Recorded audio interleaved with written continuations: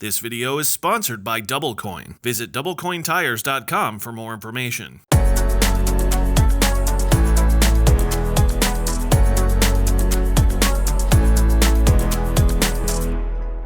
Every year, driver training company CarriersEdge gives out a series of awards called the Best Fleets to Drive For. What is it? Well, I think it's right there in the name, but the company collects nominees and then, once nominated, fleets who choose to participate will complete a questionnaire and interview, providing information about driver programs across a range of categories. CarriersEdge also surveys a selection of drivers to supplement the information provided by management. Company responses and driver surveys are compiled and scored with the top 20 scorers identified as the best fleets to drive for. The company then divides these into the top 20 small and large fleet categories, and the top scoring fleet in each category is crowned best overall fleet for the category.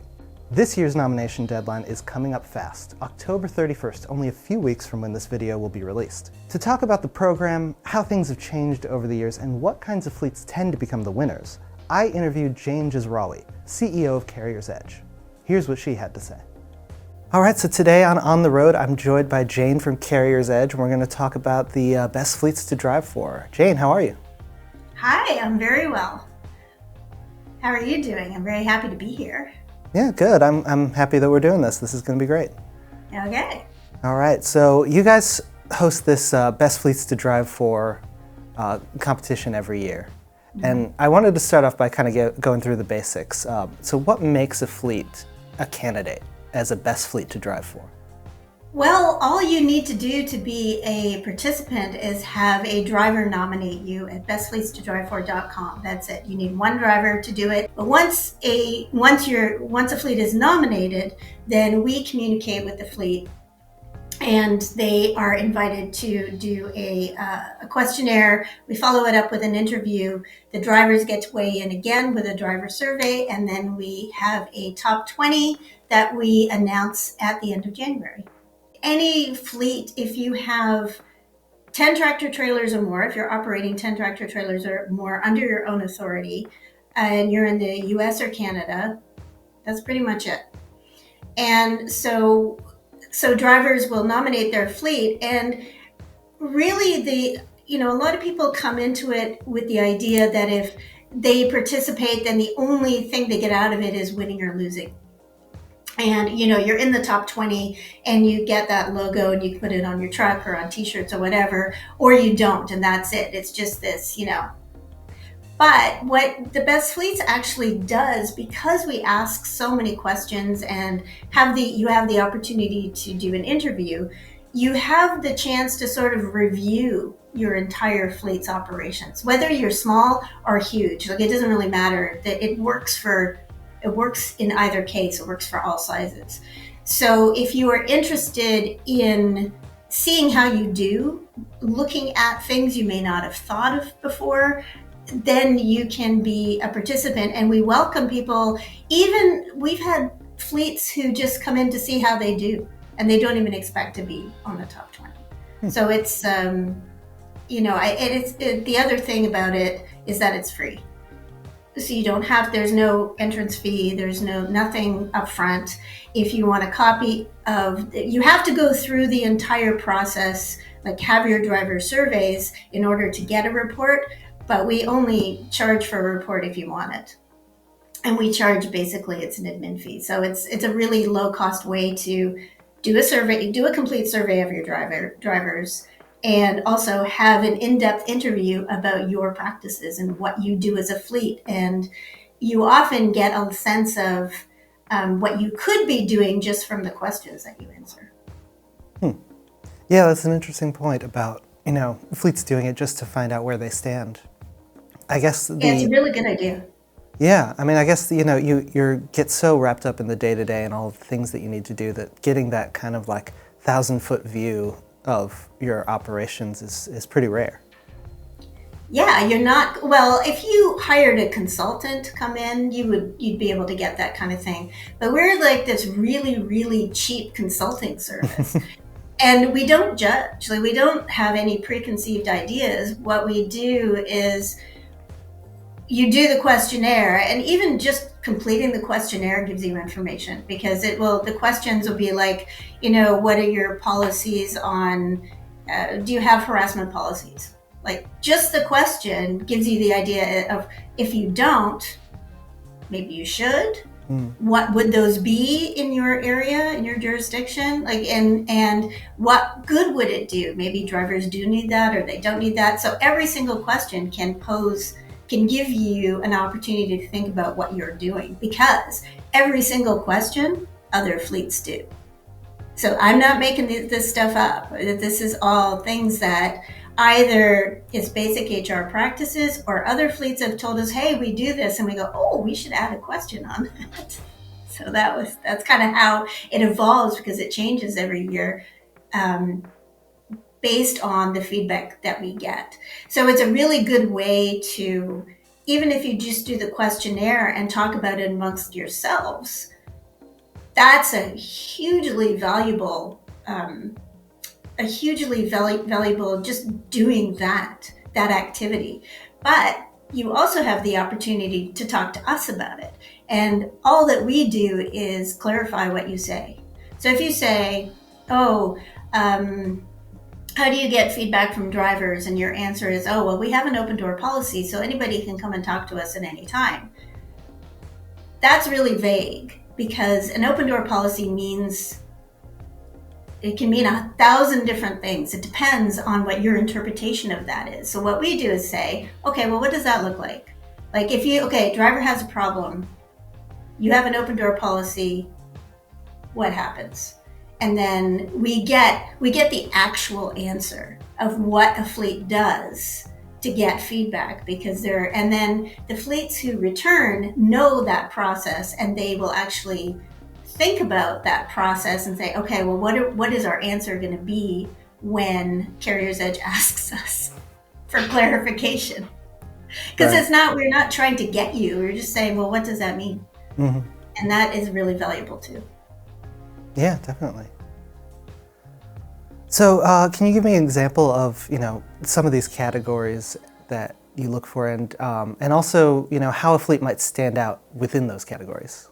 We look at compensation, benefits, human resources strategy, operational strategy, performance and recognition, development and career, and work life.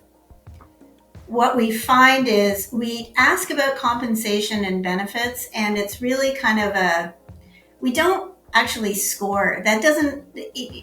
How much you pay doesn't really make or break you as a best fleet, because we don't really score it. What we do score, and what does happen, and just going back a little bit, everything is based on scores. It's not a subjective evaluation. And we have a category, like each question has a number of we'll have categories that have points assigned to it. So the way that it works is the top 20 scores in the program become the top 20. But for each of those sections, going back to compensation, we score things like, what happened was, a number of years ago, we realized, we started with the premise that everybody paid cents per mile. And this is like 2007, 2008. So everybody's paying cents per mile.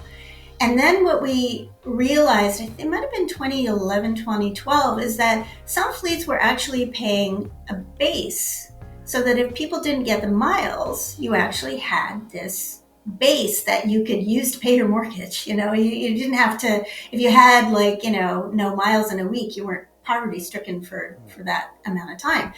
And we were like, what? Really? And so then we started asking about it, and what has happened is that guaranteed pay has become part of the industry. So so we do score that. So when we have questions relating to compensation and benefits that actually are not necessarily spending more money, but being more valuable to the driver, like making a better experience for the driver, then we will score it. Cents per mile, I don't really care about, because that's not really what pay is based on anymore. There's a lot of other factors, and I don't want to try and evaluate everybody's pay program. So it's the same thing with benefits. American benefits are different than Canadian benefits, are different than different states, like I'm not doing that. So we have changed our benefits question as well to just kind of figure out how valuable it is to the driver. So outside of those money ones, everything else is about communication with the driver career development, how operations works with the driver to schedule them in for, home time maintenance, what kinds of equipment people are running, how you reward drivers with equipment. So like how much input do drivers have in, what equipment gets spec'd, that kind of thing. Oh, you were asking, the other one was how do fleets make a big, like how do they score high? That's your question, right? Yeah. So what we do, and now that we've done this for, I think we're in our 16th year, we've done it for so long that we have a basic idea of what fleets do as a bottom, like sort of table stakes. We know what that is. But what happens every year, things evolve. So we know what fleets generally do for any particular question from the previous year. But what happens is the next year, they start telling us different things. And so what happens is there's levels. There's the fleets are doing the bare minimum. Fleets are doing something, and then fleets are knocking it out of the park. And those are kind of the three levels we look at. So no fleet, or it's some of the Hall of Famers, the ones who've been doing this for a decade or so, tend to really try and knock it out of the park, but you can't do that with everything. So what we try to emphasize to people is you can't pick something to improve and improve that, then pick something else, improve that. So when you knock it out of the park in one section, you have a pattern of success to use for others. Yeah, that makes sense. Especially I know that you have different categories for smaller and larger fleets. The smaller fleets have a little less room to work with on some of those things. So this isn't one of the questions I was planning, but I got curious about it. When you were talking about, when you started out, it's such an ambitious idea, this competition. I'm wondering how you got started with it. I had a rant. I was annoyed. It was just not unusual. I often have ideas after I've been annoyed. And it was 2006 or 2007, and everybody was complaining about the driver shortage. And I was looking through a Fortune magazine because, I had highfalutin ideas. And so you got to read Fortune, right? And they had we had a subscription. And they had their best workplaces. They had that. Like, this is where we got the idea. In other industries, or in just the general world, these things happen. And there are fleets who are now getting included in those awards. They don't focus on drivers, though. That's an important differentiation. But so I'm looking through Fortune, and there's no trucking companies in it. But at the same time, I'm reading the industry magazine saying, oh my God, driver shortage, driver shortage, driver shortage. And when there's a shortage, and I come from the tech industry, and when there's a shortage in tech, what did they do? They started talking about how great their workplaces were. You look at Google, and Google put in, you can skateboard and, play all kinds of things. People had bars in their workplaces. Now they don't anymore, but they had all kinds of stuff that was to attract people to come, this is a fun place to work. This is a great place to work. But trucking, nothing. And I went back a few years. I couldn't find any, regular, trucking just wasn't in it. So I went to my partner and said, if trucking is going to complain about having no new people, then they really should try and attract them. Like they should do something to try and figure out, and they should do something like this. Why aren't they in any of these best workplace or best employer programs? They should be. The first year we were maybe 50, and then the second year was 2008, and nobody had any, much like now. No one had any money, and everything was so. I think we had a top 17 because we couldn't get a top 20. That was like our low point.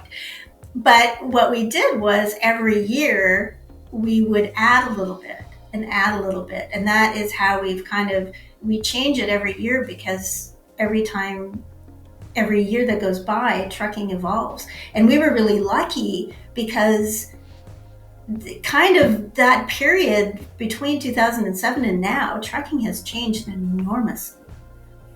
So if we were using the same type of questions and scoring system that we did back in 2008, it would be very difficult to figure out who wins. Yeah, definitely. I wonder if you can give me an example of something that has been added, recently that has come to be very valuable for something like this, that maybe wasn't at the beginning. Social media is a huge change, huge. So when we started, nobody was using it, like at all. And so we didn't ask about it. We didn't really, but what we have found is, I would say since COVID, the whole use of social media in recruiting drivers, engaging with drivers once they're there it's a complete game changer. Like it is not even close to what it looked like in 2010. There's just no comparison. So that was a big thing. I think the performance in terms of scorecards and things like that. So CSA made a huge difference in best fleets. It was giant, because all of a sudden, like, people were using scorecards a little bit beforehand, but CSA came, and then the vendors started providing scorecards based on CSA. There were vendors who were doing it before, and I can't remember the name of the vendor, but they just became an explosive change in the industry, where people were able to provide drivers with much better information about their performance and give them real metrics on how they were doing. And that was a pretty explosive change. And now, you pretty much have to have social media, have some sort of social media game. You have to have some sort of scorecarding system, like some sort of measurement system. People expect it. The technology that people use in the cab is not even, I think that's what drivers would say has changed the most. Technology is part of every single thing in a driver's life now, including a mobile phone. And that's another change that we've seen with drivers didn't have phones. And so they would be people wouldn't even know where they were half the time. Now we have GPS tracking. We didn't have that in 2008 for a lot of places. Now you can communicate, you can do text surveys, you can, there's tons of stuff that drivers can do on their phones, that their little mini computer in their pocket. Where before, I remember in 2008, we were asking about laptops in the cab, which is no one's doing that anymore. That was a really good idea that did not go. Well, in a sense, they have laptops in the cab. It's their phone. Yeah, they're just little laptops. Yeah. But that was people were saying, okay, I'm going to issue each driver a laptop, and they were going to be loaded with whatever. And they'd have an email address. That was one of the things that we were really it wasn't a concern, but we thought it was really weird that drivers didn't have email addresses for the company. And drivers still don't. There's no, if you're not driver at carrier.com, that that's not a thing. You use your Gmail or use your own private account, and that's what I think. They don't issue phones, they don't issue email addresses. Like the technology that is used in the office is often like completely separated from the driver, and that's always been like that. And it's I think the whole idea of driver email addresses, like we see that occasionally, but I think fleets are moving towards the ELD really made a difference with that too, because now the drivers are logging in and reporting. So ELDs were a huge change as well. We saw a lot of difference with ELD. Yeah, when you put it all like that, all in a row, it's a lot of changes over the years, for sure. All right, well, I think that's all I had to ask. Thanks so much for coming on the show today, Jane. Always a pleasure. Well, thank you for having me.